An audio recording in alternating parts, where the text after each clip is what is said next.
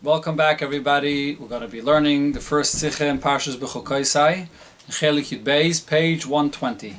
This is a Sikha which is a Hadran on Masechta B'chayris and on Masechta Hayrius. A very, very Geshmaka Sikha here. Let's get started.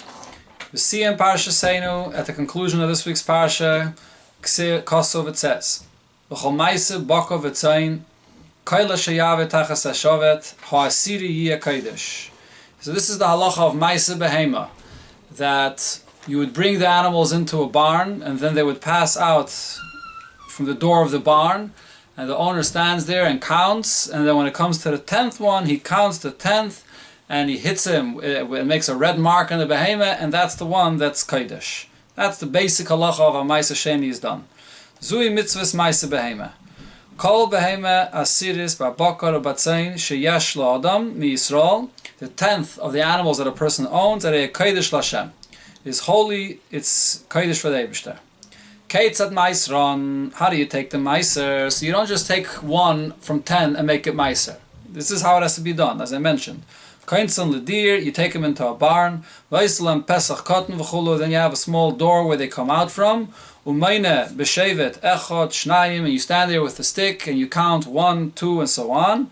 Siri, the one that comes out, the 10th, Seikroi Besikra, you mark him with the red mark, and you establish him as Meiser, and that's the one that's Meiser. Now from these psukim here, we learn another halacha regarding Meiser Behema. This is the halacha that it says in the very last Mishnah of Masechta B'chayris. Kara l'chi asiri. If you by mistake call the 9th animal the 10th, Ula asiri chi, and then the 10th he called the 9th, Ula achad asar asiri, and the 11th he called the 10th. Shloshtan mikudashin, all three are Kodesh. The 9th because he called it the 10th even though he called it the 9th, it's actually the 10th, and the 11th is also Kodesh because he called it the 10th. The Gemara says, how do we know this? Why shouldn't just the 10th be Kodesh? Minayim shem kara l'chi asiri, la'asiri chi, u'l'yachadasa asiri, shloshta mikudashin, that all three are Kodesh. Talmud Laima, we learn it here from this pasuk where it says, v'chol ma'aseh bakav etzayin. So it says v'chol, then it says again, kol asheyavet tachas hashevet ha'asiri yiyah Kodesh. So it says twice kol, to include that not only the actual 10th that you called 10th is Kodesh, but even the 9th or the 11th will also be Kodesh. L'Rabbis is cool, and so we know that in this case, the 9th, the 10th, and 11th will be Kodesh. When it comes to the holiness, the Kedusha of the 11th that the person referred to as the 10th, there's an argument here between Rab Meir and Rab Yehuda in this Mishnah.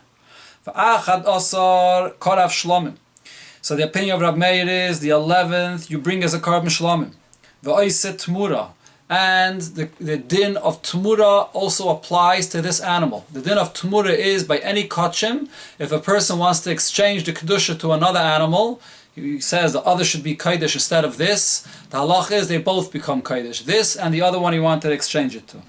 So this is a shlomim. The 11th one is treated as a shlomim, and you could also make a tmura from this to another one, like by all kachim. Divrei Rab Meir, so Rab Meir's opinion. Amar Rab Yehuda, so Rab Yehuda responds to this, no. V'chiyesh, tmura, oisa tmura. Do you ever have a case if an animal is a tmura, it wasn't originally the kachim. It became kachim because the person exchanged to this animal, so it only became kachim as a tmura. Is there such a thing that a tmura could then be exchanged and bring kedusha to yet a third animal? There's no such a thing. The halacha by tmura is one animal becomes a tmura from the original carbon, but not a third animal. So therefore he says the same applies over here. The 11th is compared to a tmura. It's not the original 10th. And therefore even if the 11th becomes kodesh like the 10th, but you can't then exchange and extend the kedusha to yet another one. Amr Mishum Rab Meir. So Rab Meir responded back to Rabbi Yehuda and says, no, we don't treat the 11th just like a tmura of a carbon. This is a carbon itself. Ilu haya tmura lehaya karev. If it would only be treated as a tmura, that it's only an exchange and secondary to the original, so then we wouldn't be marketed it as a carbon.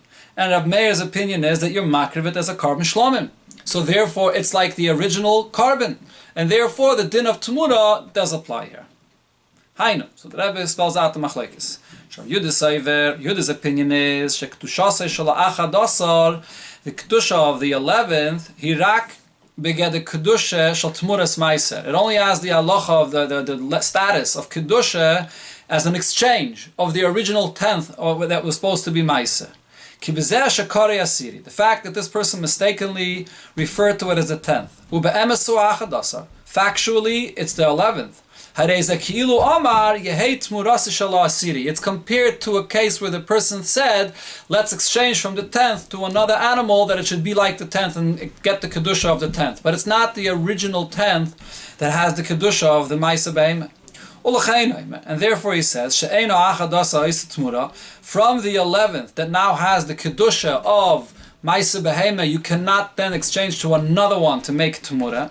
Hainu meaning, if you're going to take another behemoth, to exchange and extend the kedusha to yet another animal, the kedusha of Meiser on this 11th will not take effect on that one. From one Tumura you can't exchange and extend to another Tumura. This is Rabbi Yehuda's opinion. Rabbi Meir's opinion is the kedusha of the 11th that he mistakenly referred to as the 10th is not have the halacha of an exchange or as a secondary of the meiser. Ella rather, now that he referred to it as the 10th, the pasuk teaches us that the kedusha of meiser applies to it, just like the original one that that there was the 10th and he said it's the 10th. The same level of kedusha applies to the 11th. So just like the halacha of Tmura applies to the original Maisa Behemoth, it applies to the 11th as well. It's no less. Maybe Rabbi Meir brings a proof to his opinion. Because Rabbi Meir's opinion is that you makriv the 11th on the Mizbeach. If we would just have a din of a Tumura, it would not be brought as a carbon. A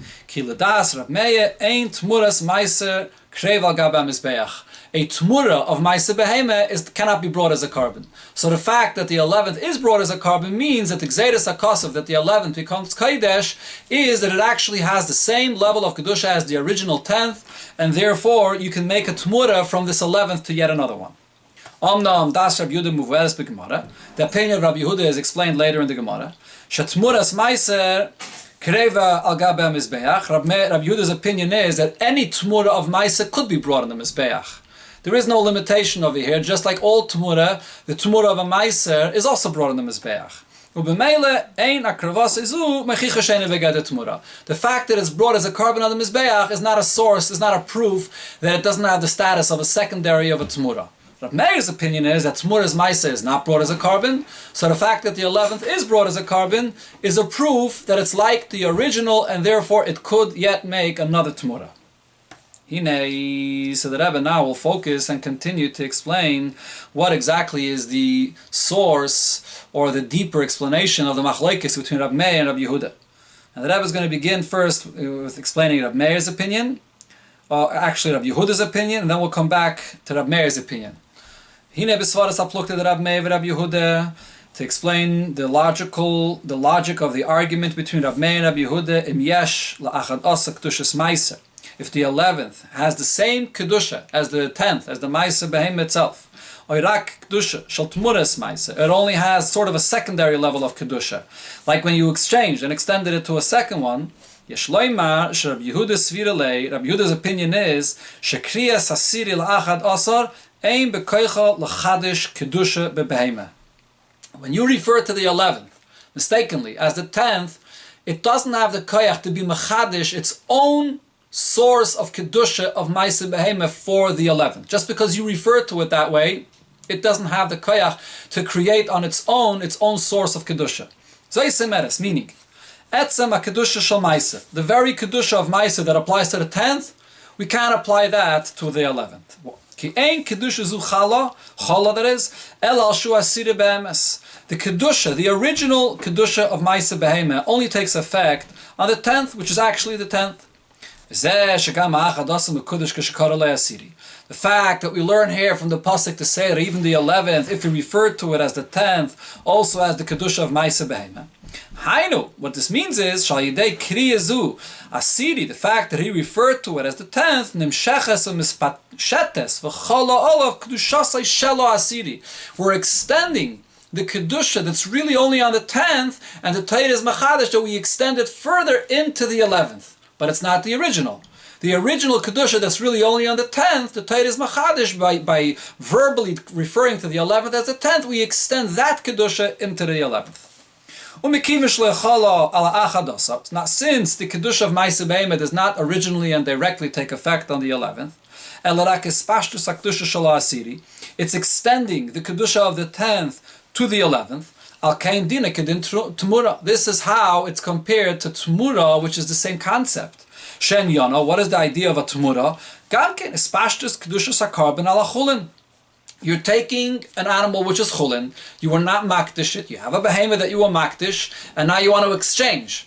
And the Torah says when you want to exchange, it doesn't work as an exchange, but what happens is it extends the kedusha from what's actually kadosh to the other.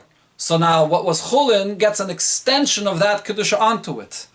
Right? V'loi kedusha atzmis. But it's not a kedusha that I was makdish this itself. I was not. I wanted to exchange. So I'm drawing from the original kedusha onto this animal. It's the same thing that I'm doing over here. So v'zeo taimus shel Rabbi Yehuda shein achadasa is a tmura. So therefore the 11th can now not make even yet another animal as a tmura. Kimikivin shekedushasa hirak kedushas tmura hamis pashetes v'kedushas ha'asiri. Since the kedusha of the 11th is only an extension of the kedusha of the 10th, so the kedusha of the 11th is not as strong as the kedusha as the original, as the 10th itself. If you are the source of the kedusha, you are the Ma'aseh Behema itself, we could extend from there to another one. The 11th, which is only an extension of the kedusha, it cannot extend yet even further to a third animal. And this is the same thing that we find regarding Tmura B'chlal, that one animal that only is holy because of Tmura, you cannot extend it to a second Tmura. There's no such a thing as a second Tmura. If something has a source of Kedusha in itself, it could be mispashet, you could extend it. But if it's only an extension, it's not the source of the Kedusha itself, it can't be extended any further. This is Rabbi Yehuda. Omnam Rab Meir Svirelei Shatayre Chitsha Bezeh Din B'Gzeiras Melech. Here Rab Meir comes and says this is not similar to when you extend kedusha from one to another. Here there's Gzeiras Melech, meaning there's a Gzeiras HaKosov. This is the words of Rashi. Rashi says it's a special Gzeiras HaKosov that teaches us the fact that this person verbally referred to the 11th as the 10th, although it was a mistake, but he verbally referred to it as the 10th. The very word that he said that it's the 10th, that creates its own and new kedusha for the 11th, not as an extension from the 10th. It's not an extension or an exchange coming from somewhere else. The Torah is machadish from the pasuk where it says kol, that just by saying it there is a kedusha that's chal on the 11th as if this was the 10th itself. Maybe Rab Meir Tosai, and Rab Meir's proof to his opinion is shetos ma'aseh eina begeder the tmura v'espashtos, that when you make a mistake and you verbally refer to the 11th as the 10th is not just an extension. The fact that it's brought as a carbon. If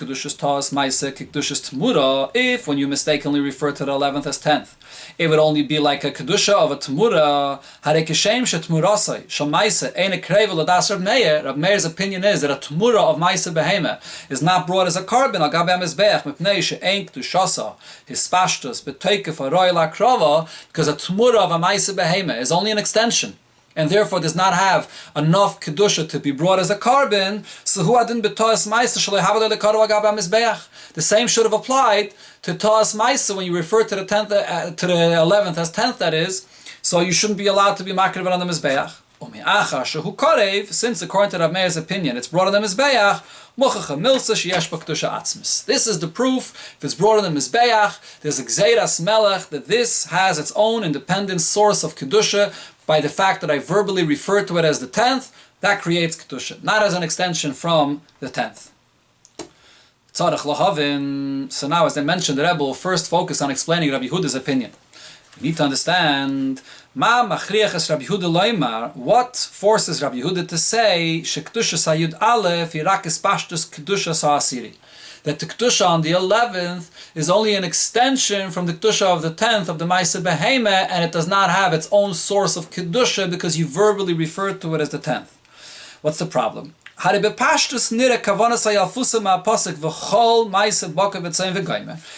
at the limud that's learned from the pasuk, the word v'chol, that teaches me, it tells me, shekol ma'aser shavaz elazeh.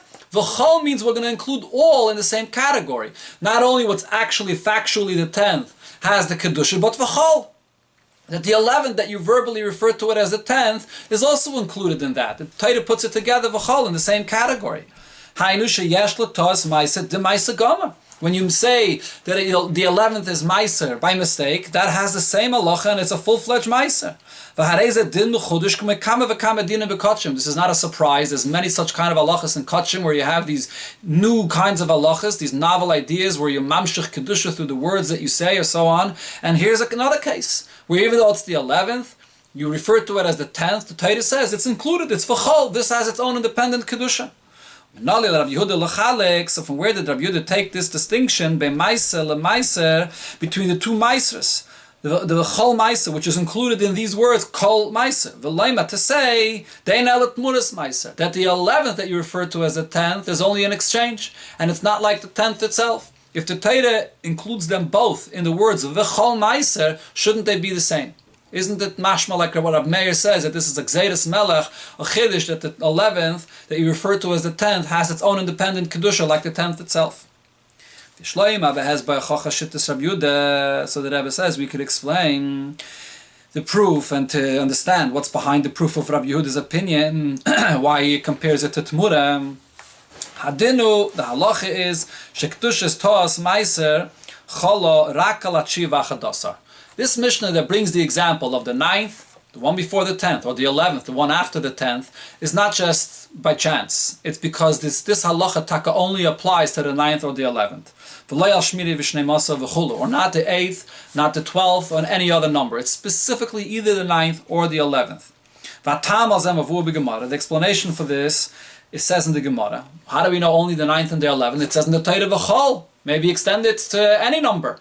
So the Gemara explains, Mahu, because we compare the others to the 10th. If we include it together with the 10th, we compare it to the 10th. Mahu asiri einim mekudesh ela b'samach. Just like when it comes to the 10th is holy because it's close to the 10th, meaning this is the 10th. As Rashi there says, Pirish Rashi, she'en lecha samach ba yaisim migufay. Nothing is closer to the 10th than the 10th itself. So what makes the 10th holy is mitzvah the fact that it is the 10th. So it's close, it is the 10th. After also, so too when the Torah compares and says that the same applies to the 11th and the 9th, einim eskadeshes ela b'samach. The Kedusha only applies to what's close to the 10th. Pirish Rashi kagon chiva chadasa shen sluchon, the 9th or the 11th that are close to it. So, what do we see from this? Harei mochach mizeh, the fact that we have this limitation, and the fact that it's based on the fact that it's close to the 10th. So from this limitation we see that the Torah is not creating an independent Kedusha for the 9th or the 11th. The very fact that you verbally refer to it as the 10th, that itself, that you said it, creates this Kedusha on the 9th or the 11th. Then because if that would be the case, why wouldn't that apply to the 8th or the 12th or any other number when you verbally said so? If the Kayach is the verbalization, you said 10th, so then there shouldn't be any limitation, it shouldn't have to be close to the 10th. So what we see from this is that by referring to the 9th or the 11th as the 10th, the person doesn't have the power verbally in this case to create a kedusha in the 9th or the 11th as the 10th. He's extending the kedusha of the 10th to the 11th or the 9th. Ubeyaisa begeder espashtus ma'asiri. So since it's only a espashtus, einim es kadeshes ele besamuch, and so therefore the kedusha only goes to what's close to the 10th. And therefore, it only extends to what's close to the 10th and not any further. So this is where Rabbi Yehuda took his concept from, his shitta from, that the Kedusha on the 9th or the 11th, actually we're only talking about the 11th here, is only considered to be a hispashtos. And not more than a hispashtos, it's only an extension, and not more than that, and therefore it can't yet make another Tmura. Now, why we're only discussing the 11th, and not the 9th. The machlokes of Rabbi Meir and Rabbi Yehuda is regarding the 11th and not regarding the 9th. L'chayr, everything we're saying here logically would apply to the 9th as well. So it's in Ha'ara 7 or Ha'ara 8 where the Rebbe discusses this. You can take a look over there.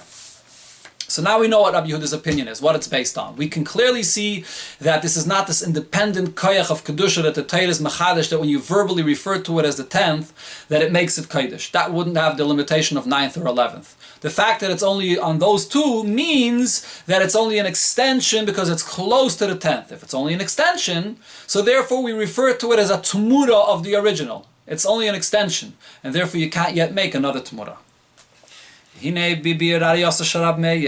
So now coming back to understanding what the Raya of Rab Meir is, from the fact that it can be brought as a carbon on the Mizbech, which shows that it has enough Kedusha as the original, that it's brought as a carbon. Rab Meir has a general opinion that he's following, a general approach that he has to many things that he's following over here, as we will explain. And the Rebbe will give a lengthy introduction here. Ise b'seif Masechta Hayriyos. In the end of Masechta Hayriyos it says as follows: Rab Meir v'Rab Nosson ratzu lahaver es Rab Shimon v'Gamliel min Siyusai. Rab Meir and Rab Nosson wanted to remove Rab Shimon v'Gamliel from being the Rosh Hashiva, for being the leader. Let's ask him questions, many questions on the Shnayis and Uktzin. Pirish Rashi, Yiddish la Masechta Uktzin. We'll ask him to teach us a Masechta Uktzin, the Leslie, and we know that he won't be able to teach it properly. And since he won't be able to teach it, then we'll tell him, so this is not a position for you. Mi yimal gvuras Hashem, who speaks the greatness, the words of the Eibishter, Yashmiya kol tilasai, meaning lemin no lemal gvuras Hashem, who could teach the words of the Eibishter, Mishiyachal Hashmiya kol tilasav, one that could repeat and say all of his praises. In other words, teach any area in Torah, including something like Masechta Uktzin, which is not something that's learned very commonly. It's the very last Masechta in Shas, and therefore they figure that they're going to catch him over there, and they knew he wasn't proficient in it, and then he'll be able to remove him. They were not successful. That night Rab Shimon Gamliel learned the entire Masechta Uktzin. The next day, when they came and they asked him to teach Masechta Uktzin, he immediately was able to teach it to them perfectly. Now, because of this plan they had, Consul Rab Meir Rab Nosson, there was a penalty that they gave to Rab Meir Rab Nosson, not to repeat any halachas in their name, by their name, that is. From then on, they referred to Rab Meir as a Chayrim, Rab Nosson Yeshayimrim, and Rab Nosson is Yeshayimrim. So whenever you have a Mishnah, it's a Chayrim, it's Rab Meir, and whenever you have Yeshayimrim in Mishnah, it's Rab Nosson. That's the story that it says there in the end of Hayriyos. Then further, the Gemara there says, Masni le Rabbi le Rab Shimon berei. Rabbi taught Rab Shimon his son, Achayrim Oimrim. Achayrim say, Ilo haya tmura lo haya karev. Achayrim, which is Rab Meir, said, the whole Indian that we're talking about over here, that the 11th has the same Kedusha as the original, because if not, it wouldn't be brought as a carbon. Amalei, so when Rab Shimon heard what Rabbi said, this halacha, so he asked, who are you repeating from? We're drinking from their waters, but you don't even mention their name. This is an individual that wanted to uproot the honor of your father, Rab Shimon ben Gamliel, that is, and the honor of your father's house, and that's why we don't mention their name. So he answered and said, Gam avosam, gam sinosam, gam kinosam kvar avda. Their love, their hatred, or their jealousy is all gone, v'chulu. And therefore he says, at this point we don't have to refer to him this way. Hada asnale. So therefore he learned and he said, Omru mishum Rab Meir. It was said in the name of Rab Meir, Ilo haya tmura lehaya karev. If the 11th that was referred to as the 10th would only be treated as a Tumura, it couldn't have been brought as a carbon. So this halacha is brought up there in the end of Masechta Hayriyos as one case where the halacha of Rabbi Meir was originally said as Achedim, and then he said, no, let's refer to him as with his name. We're not done yet. The Gemara there says as follows. Then the Gemara concludes there in Masechta Hayriyos. There's an argument between Rab Shimon Gamliel and the Rabbanim. Chad Omar, one opinion was Sinai Odif. Sinai is more important. Sinai being an individual that's a baki, that knows, has a bekias, he has a vast knowledge in all of the things that are brought in Mishnayos and Gemara and so on. But he doesn't necessarily have such a deep analytical sharp understanding of everything, but he's a Sinai. He has the knowledge. The Chad Omar, another opinion is Oike a person that can uproot mountains, meaning a person that has a sharp mind and analyzes deeply, even if he's not so proficient and he doesn't have such a bekias. But Oike someone that has learns with a sharp mind, that's more powerful. So that's the argument over here. What is more important? Shalchul Taman Eizemehem Kaidim. So they sent over there to Eretz Yisrael to ask this question: Who comes first, the Sinai or the Oike Harem? Shalchu Lahu, they answered back, Sinai Odif. The Sinai, the one that has the Bekias, it comes first. The Amamat Hakol Tzrichel Lamarechitya. Just like when it comes to food, everybody needs the basics. You need to have wheat to make bread, to have the basic food. The same thing also when it comes to learning. Everybody relies on somebody that knows the basic halachas and everything, even if he doesn't have the sharpest mind, to be able to analyze things deeply. This is the conclusion of the Gemara in Hayriyos.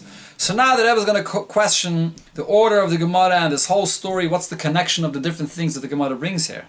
Tzarech lahavin, the obvious question here is, Maya shayches shamachleikes zu ben Rab Shimon Gamliel v'Rabbanan. What's the connection between the last machlekes brought here, between Rab Shimon Gamliel and the Rabbanan? Is Sinai Yodef or Oike Harem Odef? In the style of learning, what's more important, the Sinai or the Oike Harem?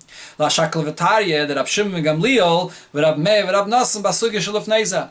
In the story that happened between Rab Shimon Gamliel and Rab Meir and Rab Nasan regarding the fact that they wanted to remove him of being the Nasi and they weren't successful, what's the connection between the two? So in the Sefer Be'er Sheva, he explains as follows. The Gemara brings this argument regarding Sinai or Oike Harem, Ovde, the Rab Meir v'Rab Nasan, in connection to the story that Rab Meir Rab Nasan Sha'ala al Daitam Lahav Rab Shimon Gamliel in Siyusai, that they wanted to remove him from being the Nasi, because what was their reason? Why did they want to remove him of being the Nasi? Machmas Shalehoya Sinai Kemoisam, because he wasn't as much as a Baki, he wasn't a Sinai like them. He was a very sharp mind and he learned very deeply, but his knowledge was not as great as theirs. Uksiv miyamal gvuras Hashem, and they felt that one could be a Nasi only if he has all the knowledge of everything. As the Gemara darshans, only one that has the knowledge in every area. So in connection to this, the Gemara brings that Rab Shimon Gamliel and Rabbanan argued about this. Is Sinai more important? The person that has knowledge in all areas of Shas?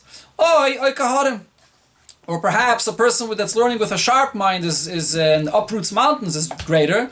So Nikra sheyachal hashmiya kolti loisav v'hu kaidem. He's the person that in any area, whatever he's going to learn, he's going to immediately apply his sharp mind to be able to learn it deeply and analytically. So therefore, that's the person that's kolti loisav. Because anywhere he'll learn, he has this koyach of being the Oike Harem. That's what the argument was about. Hainu, Rab Meir v'Rab Nasan. So the Rabbi explains. Rab Meir and Rab Nasan hoye b'mailas at Sinai. They were on the level of a Sinai. They had a broad knowledge. As we see that they even knew Masechta Oksen. Rab Shimon Gamliel hoye Oike Harem. Rab Shimon Gamliel, though, on the other hand, had a very sharp mind. And because of the difference in the styles of their approach to learning, so this was sort of the discussion between them, or the argument, so who deserves to be the Nasi? Therefore, since that was the basis of the story, when Rab Meir Rab Nasan wanted to remove Rab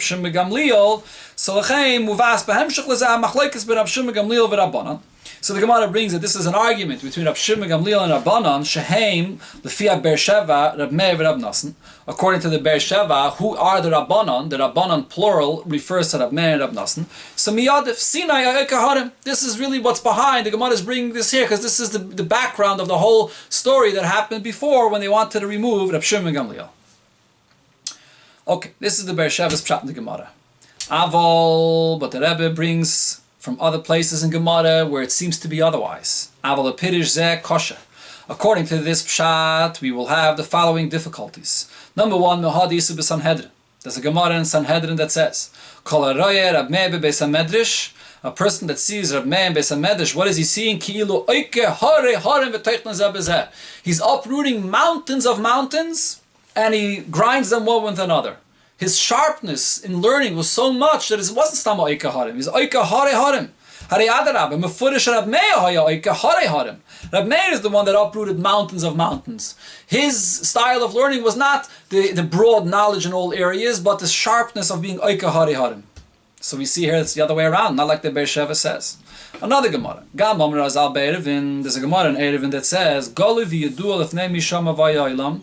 The Eibusher, the master of the world, knows she'ein b'doyre shel Rab Meir k'moisei. There's nobody in the generation of Rab Meir that compares to him. So if that's the case, so why do we not paskin like Rab Meir? His opinions, his understanding was so deep that his friends couldn't understand the reasons for his opinion, so they didn't paskin like him. So what do we see over here? Rab Meir had a style of learning that was extremely deep. Not just the learning where a person learns superficially with the broad-based knowledge of learning. Adarabah, Rab Meir was the deep learner. Another thing it says there in the Gemara, Talmud Hoyalel Rab Meir. Rab Meir had a student, Sumchas Shmai. His name was Sumchas. Shaya Oimar Kol Dove V'Dove Shal Tomei. Anything that Shal Tumah, that is, anything that there was a halacha that it's Tomei, he would say Memches Taimei Tumah. He would give 48 reasons of why it's Tomei. Val Kol Dove V'Dove Shal Taira, Memches Taimei Taira. He would give 48 reasons why it would be Tahir. So we're not talking about a person that's learning just for the knowledge to understand and know the halacha. He would get 48 reasons explaining the psak halacha that he gave. So we see Sumchas, the student of Rab Meir, was an oike harem. So how much more so regarding Rab Meir himself? Yet another Gemara. We find in the Gemara in Saita, first Rab Meir came to learn Torah by Rabbi Akiva.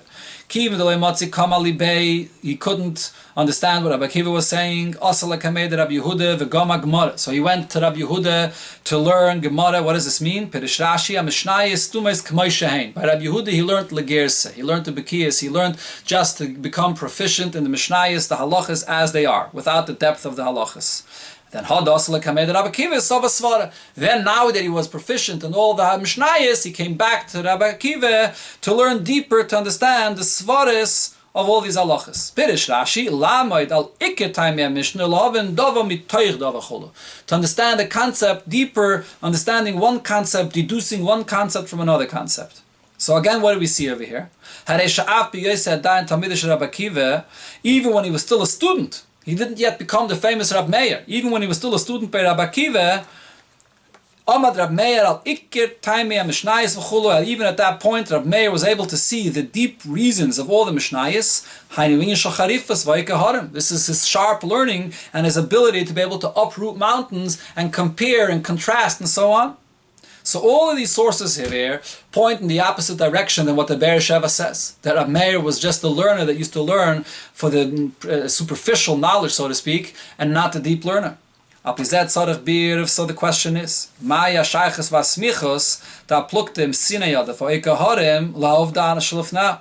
So then what's the connection between the story that happened that Rab Meir, Rab Nassan wanted to remove Rab Shimon Gamliel from being the Nasi, and the argument that's brought later regarding which one is more important to Sinai or Daika Harim? We can't make the connection the way the Beersheva does. We see clearly that Rab Meir was the Daika Harim, not Rab Shimon Gamliel, apparently, if Rab Meir was. Or maybe they both were. So then it's no connection. That's not the subject of their argument.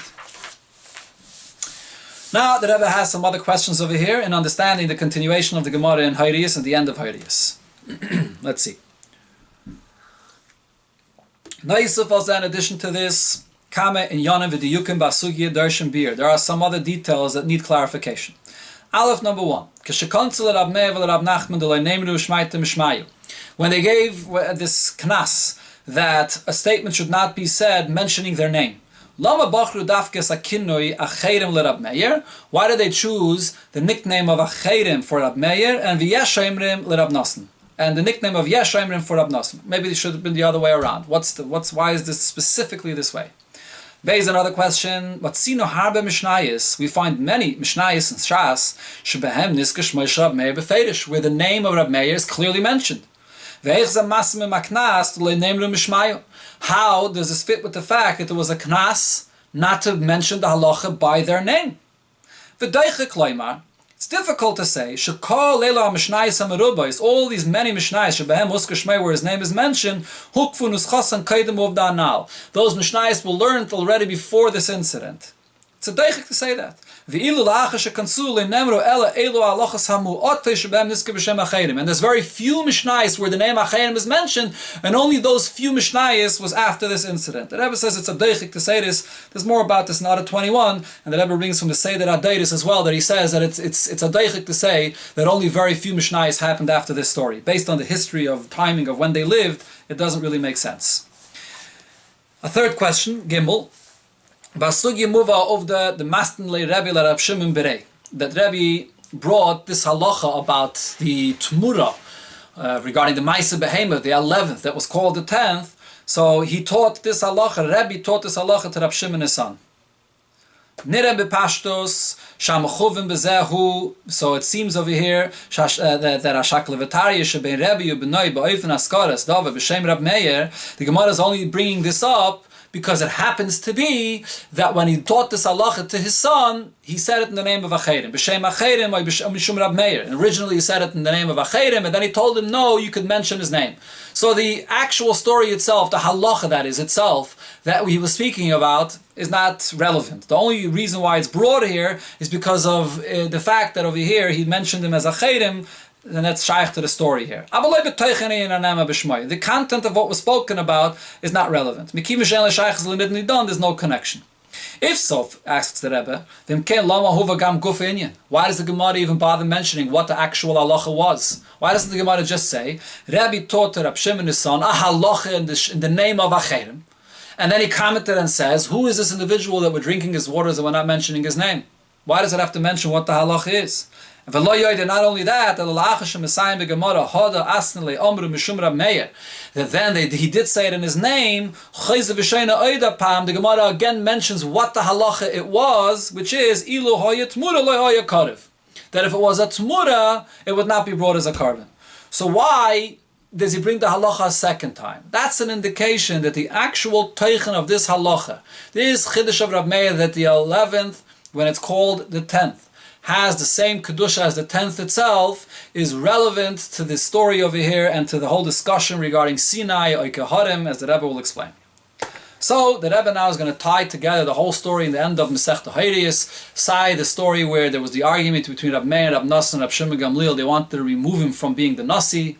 And then this story over here that it was brought first in the name of Acherim, and specifically this halacha of the 11th that was called the 10th. What's the connection of this halacha? And finally, the argument about Sinai and Oikeharim. Habir b'cholanal, the explanation here is as follows.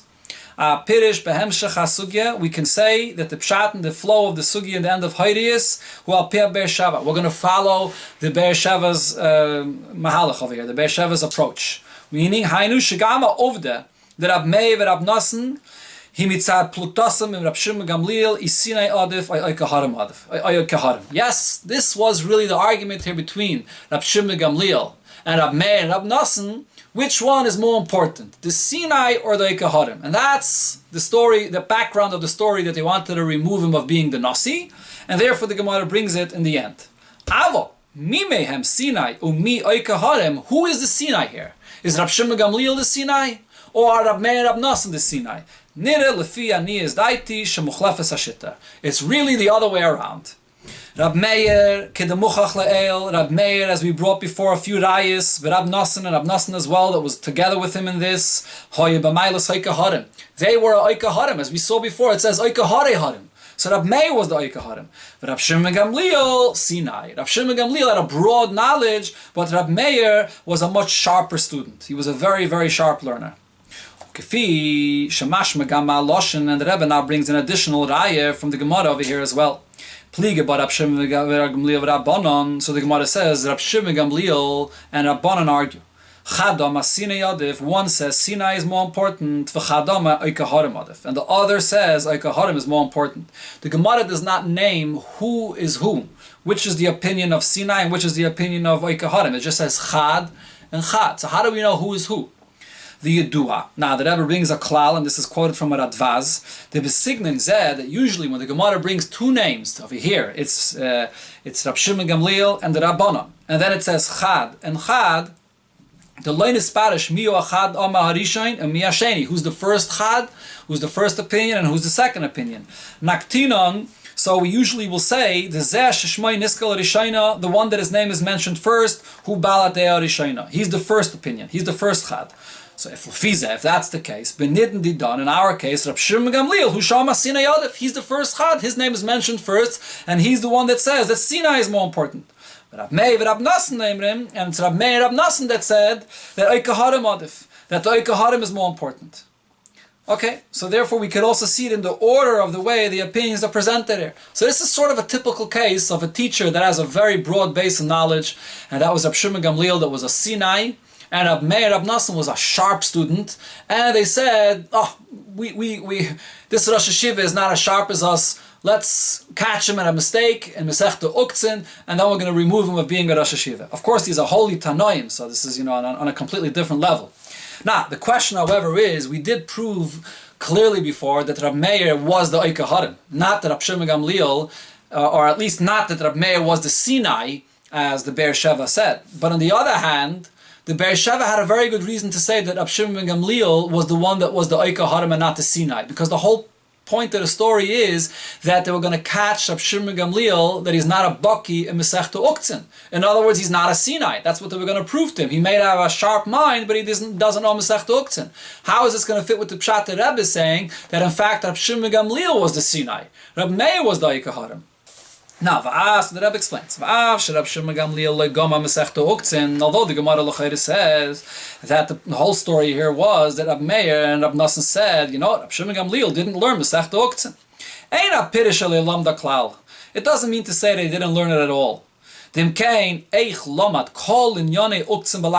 How is it possible that he should learn the entire Masechta Uktzin and everything that's included in it in one night?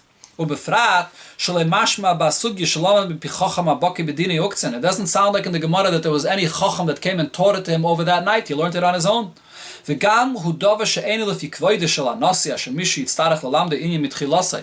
not honorable for a nasi that someone should come and have to teach him something. So therefore we're going to assume that probably nobody learned it with him. He learned it himself in one night, all the halachas and everything in Masechta Uktzin. So what's the pshat? Of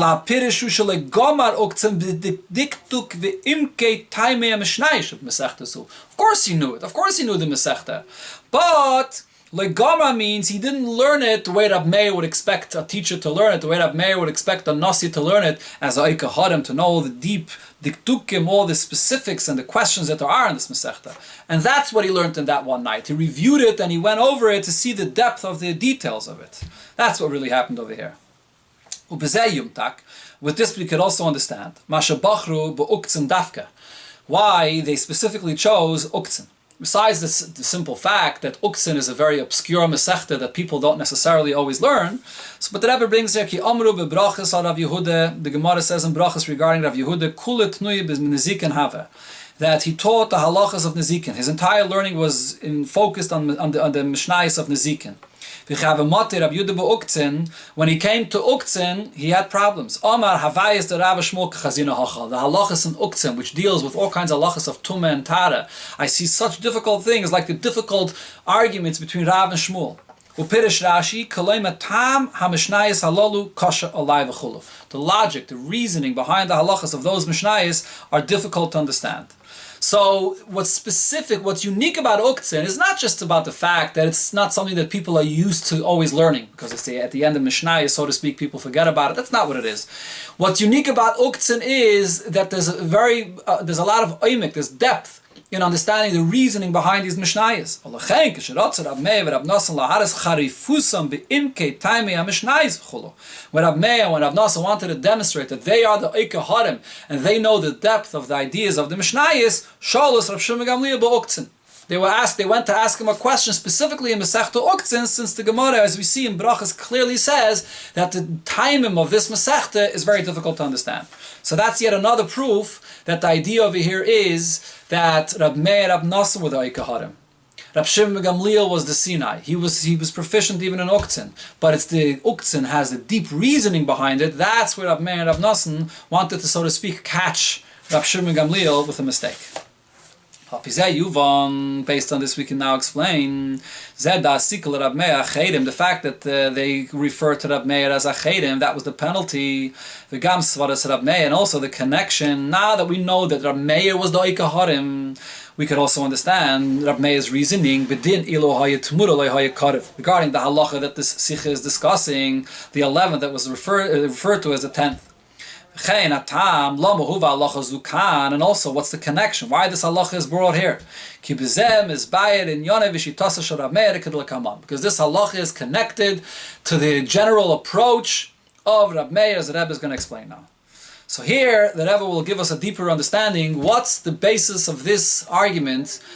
Whether Sinai is adif, whether the one that has a proficiency and has a bekiyas is more important, or a deep learner is more important. The Eike Harim is more important. In the general machlokes, what's behind this? Which one is more important? The basis of this is the famous question, whether quantity is outweighs the quality or the other way around. Meaning, when you have one that's greater in number, greater in quantity, but in quality it's not as great. In contrast, you have something else that in quality is in its nature is more powerful, but in numbers it's smaller. What outweighs what? The kamos versus the echos. This is a famous question that Rebbe also brings it in many different sichas. Quantity versus quality. Sometimes numbers is more important in Torah, and sometimes the quality of even something small, but if it's something powerful, intense, even if it's small, it's more powerful. The same thing applies over here in the style of learning. The same as in our case. Sinai, an individual which is a Sinai, meaning, and here the Rebbe brings, I believe this is from Rashi, the title of what Sinai is. Shoshana, Mishnah, Braisa. He learned all the Mishnayos, all the Braises. It's clear by him. Kenisinasa Mar Sinai, like it was given from Har Sinai. The greatness of this learner is in the quantity. He knows everything. He has it all clear. Although in the quality of his learning and the depth of his learning, he doesn't know the depth of all the reasoning and all the discussion, the deep discussion that goes into understanding all these halachas. But he has the vast knowledge of many, many halachas. So in quantity, this learner is on a higher level. On the other hand, the person that uproots mountains, who charif b'taimei halachas v'chulu, is an individual that's a sharp learner, knowing the depth of the halachas. His greatness in learning is in the quality. Although in the quantity of his learning, he doesn't have that vast knowledge like the person that's on the level of a Sinai. So therefore, that's the argument here. What's more important? To learn and to have the broad knowledge, the quantity, or the deep learning to learn and analyze one thing or less, but know it very, very well, thoroughly, and on a deeper level. Shimon Gamliel Savar, Shimon Gamliel, which was of the opinion that having the broad knowledge of all the Mishnayos and Braises follows the opinion that quantity is more important. Rab Meir, Rab Nosson Savri, and Rab Meir and Rab Nosson, which were both the Eike Harim, held the Ikriya Echos. The main thing is the Echos, the quality, whatever you learn should be understood deeply and properly and thoroughly. That is more important than the broad knowledge. Okay, so now the Rebbe comes back to explaining first the nickname of Achedim. Lefiza move on. So based on this, we can understand Lama Asikul Rab Meir Achedim. Why did they give him this nickname of Achedim? Achedim means Koloimar Shuhu Sug Acher Legamri. When you have a person that's a different type of learner, this kind of learner, whatever he learns, he gets stuck, he goes deeply in his sharp mind and analyzes. This is a different type of learner. Eichos Acheres, a different quality. The argument between Rab Meir and his peers, or in this case Rab Shimon Gamliel, is not on a detail. It's a completely different approach. Even when they came to give him a penalty, not to use his name, but still they gave him a name that will express the essence of who he was, the level that he was on. He's out of our league. He's someone learns in a different level altogether. Therefore they refer to him as Achedim. Which is not the same when you use the nickname of Yesh Omrim. There are those that say, not Achedim. That nickname Yesh Omrim does not have in it the meaning that this is a person that's Achedim. He's in a completely different wavelength. That he has a different opinion. He has an alternative approach. Yesh Omrim, an alternative approach. Over here, the Achedim makes the point that he's arguing because he had a completely different level of learning, because he learns with a different quality of learning. That was Rab Meir, specifically Rab Meir. Although Rab Nosson was his colleague, he was his friend, and he was also a Oikaharim. Being an Oikaharim, there are various levels to this. But Rab Meir was completely out of anyone's league, even Rab Nosson. As we see there in the Gemara that was quoted before, he uprooted mountains of mountains and grinded them one with another. So his razor sharp mind and his depth of learning was on a completely different level. He's in a completely different league, and therefore only Rab Meir was referred to as Achedim. Therefore the nickname was to indicate his great sharpness, Sug Miyuchad. He was in a category for himself. So this explains the nickname of Achedim. This is Rab Meir's approach to learning. Now, coming back to the halacha of the Maaseh Behema, when the 11th is called the 10th. And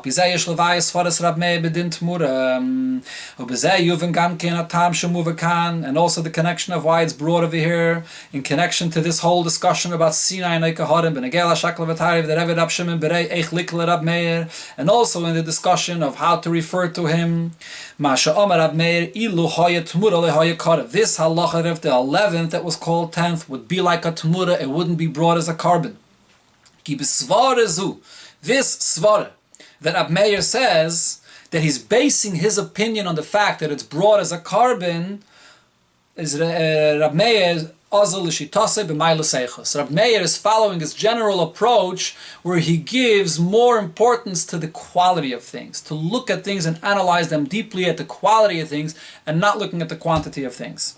So bringing it back over here to this halacha of the 11th.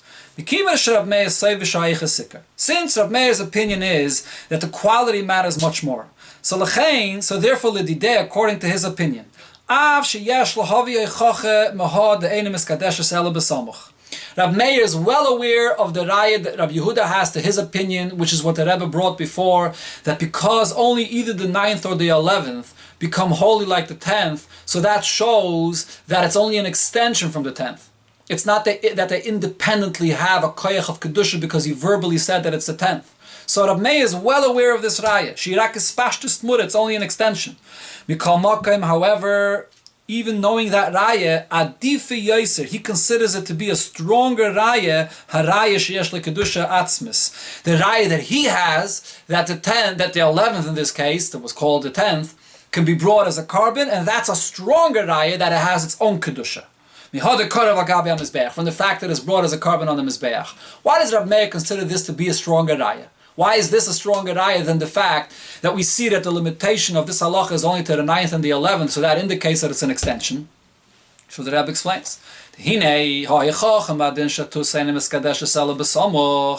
proof of Rabbi Yehuda that when you make the mistake and you refer to the 9th or the 11th as the 10th, So only what's close to the 10th, the Kedusha extends there. Himitzad inyan akamos. If you pay attention here, this is really a concept that's based on quantity. Meaning, shaharei hahefresh ben shi va'achadasa l'shmini yishnei v'chulu. What's really the difference between the 9th or the 8th, the 11th or the 12th? Hu bekamos dasmichos, in the number of how close it is to the 10th. If you want to look at the quality of it, is there really so much of a difference between the 9th or the 8th? Quality-wise, they're the same. They're both not the 10th. Once you're not the 10th, so then you're not the 10th. But looking at it from number-wise, what's closer to the 10th? The 9th and the 11th are closer than the 8th and the 12th. So it's mitzad kamos, looking at the number of it, they're closer to the 10th. That's the raya that Rabbi Yehuda focused on, looking at the proximity, the closeness as far as numbers are concerned. On the other hand, though, the raya that Rabbi Meir sees in the fact that this 11th could be brought on the Mizbeach, this is an indication of the actual quality of its Kedusha, that it has enough Kedusha to be brought on the Mizbeach. This is not a number thing. There's various levels of Kedusha and Kachim. There are things that are Kachim that only have a level of Kedusha. L'mashal, something that has a Kedusha of Kedusha's Damim. Only the value of it has Kedusha, but it doesn't have a Kedusha of the Guf, and it can't be brought on the Mizbeach. A Tumura of a Maisa Behem does not have enough Kedusha to be brought on the Mizbeach. This has enough Kedusha to be brought on the Mizbeach. That's not a raya from the number of the proximity, the closeness to the 10th. That shows on the quality, on the level of Kedusha, on the nature of Kedusha that it has, that it can be brought on the Mizbeach. Rab Meir, when it came to his approach of learning, his general approach was to look at the quality of things and to focus on things in that way. So therefore he said that over here as well, when he gave to the 11th that was called the 10th, that's not a Tmura. It has its own Kedusha. Looking at the nature of the holiness of this 10th, or of this 11th that was called the 10th, we focus and we prove from the fact that it can be brought as a carbon, that it has the nature of a kind of holiness, that it's its own Kedusha, like the 10th, it can be brought as a carbon. That's what he focuses on. So, but what does he do with the raya of Rabbi Yehuda? That we see that it's only when it's close to the 10th and not any further. So why is that the case? So we're going to have to say, according to Rabbi Meir, the fact that it has to be close to the 10th, hurak simin. This is just an indicator where the Chiddush of the Torah applies. The closeness is not the cause of the Kedusha. It's not that there's an extension, and therefore there's parameters how far it could extend. The closeness is not the sibbe, it's not the cause of the din. Rather, it's just a simin where we apply the chiddush of the Torah. Al eze behem echol ha-kedusha atzmis. Where this essential kedusha, this kedusha that the Torah was machadish should apply. Hainu meaning, sha'amayla de samach irak lahoirais, shebehem ezu ru'uya shetachal alei kedusha smaisa. This is where this chiddush of the Torah applies. But it's an independent kedusha. Just like we obviously understand, this chiddush of the Torah you can't extend just anywhere. There's certain parameters to this chiddush of the Torah. So this samoch, according to Rab Meir, is the parameters of this chiddush. This is the simon of where the chiddush is. Not that the fact that it's close is the sibba of the chiddush, because I have to extend the kedusha from the 10th to the 11th, and it could only go this far. It's only a simon. The actual nature of the Kedusha that takes effect on the 11th, by referring it to it as a 10th, it's not an extension of the Kedusha of the 10th, Kedas Rabbi Yehuda, like Rabbi Yehuda's opinion. The nature, the echus of this Kedusha, like I see that is brought in the Mizbeach, has its own Kedusha like the 10th itself. So this is the basis of Rabbi Meir's opinion over here. The eichus, the quality of the kedusha that I see. Olachein kishemevi b'gemara sharebi, that is Omal Rab Shimon bereisha kadal Rab Meir achedim. When the Gemara brings over here the incident that happened, that Rabbi said to Rab Shimon his son that Rab Meir was referred to as achedim. Maybe Gamasa Inyin shebekesha erev Omalezais. He brings the exact halacha regarding what they refer to him as achedim. This halacha, the reason over here, the reason of ilu hayakarev, this expresses his opinion. And the fact that Rabbi Meir has this unique approach, that he looks at the quality of things, and he's in a league for himself, that's the reason why he was called a Chedim. So therefore the Gemara says that Rabbi referred to him as a Chedim, and he brought this halacha, or not the halacha itself, but the reason for the halacha, because the reasoning behind this halacha is actually what expresses Rabbi Meir's approach, that we look at the quality that it has its own kedusha. So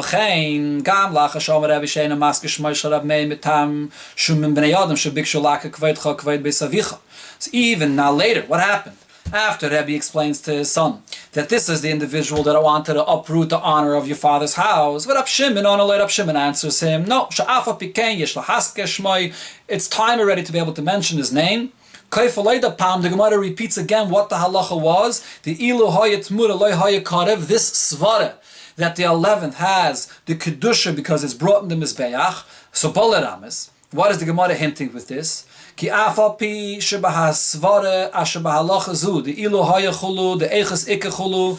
This svara, if you look at this svara, what's the basis of this svara? That echos, that the quality, that Rabbi Meir is in a league for himself because the quality is the ikar. That was his approach of learning. And going with that approach, this will bring to uproot the covet of your father's house. Because Rab Shimon ben Gamliel was the one that was the Sinai and didn't have that kind of a sharp learning. That was the whole reason why he wanted to remove Rab Shimon ben Gamliel. So Rab Shimon is telling his father, even though it's true that following Rab Meir's approach over here will also be the cause to uproot our father's honor, nevertheless, he mentions the name, he brings the pasuk over there that it's all forgotten. What this shows is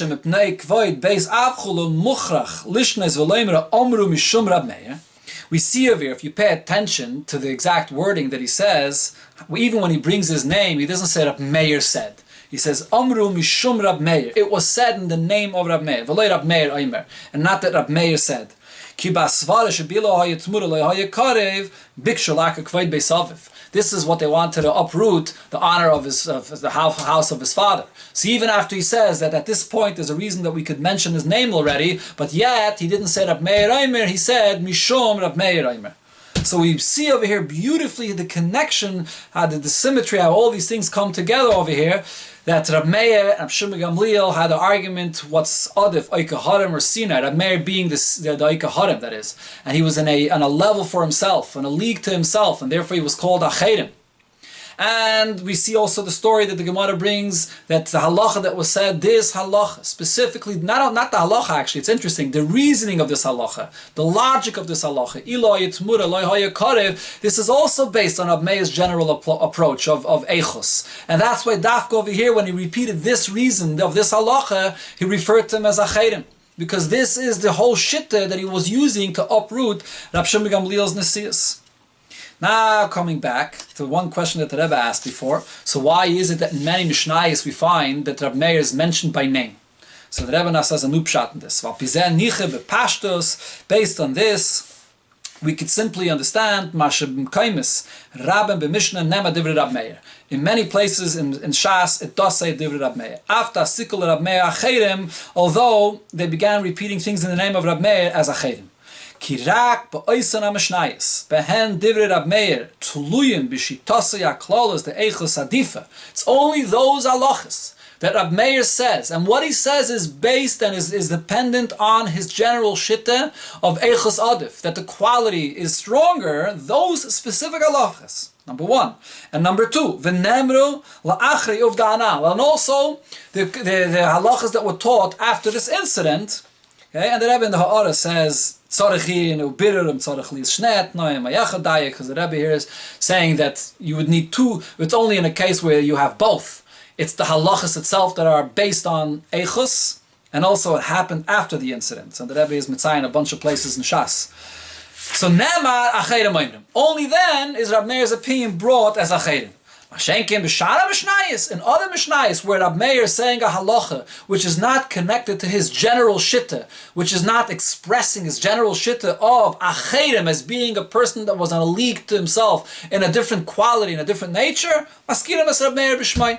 Rab Meir is mentioned by his name. And as the Rebbe brings over here in the Ha'aret, that even over here in this halacha, regarding the 11th that was called 10th, that Rab Meir's opinion, the logic of his opinion, is based on the concept of Eichos Adif, but that's only regarding the logic of his opinion, that the reasoning which the Mishnah brings is based on the union of Eichos Adif. And over there it says, Omru Mishum Rab Meir.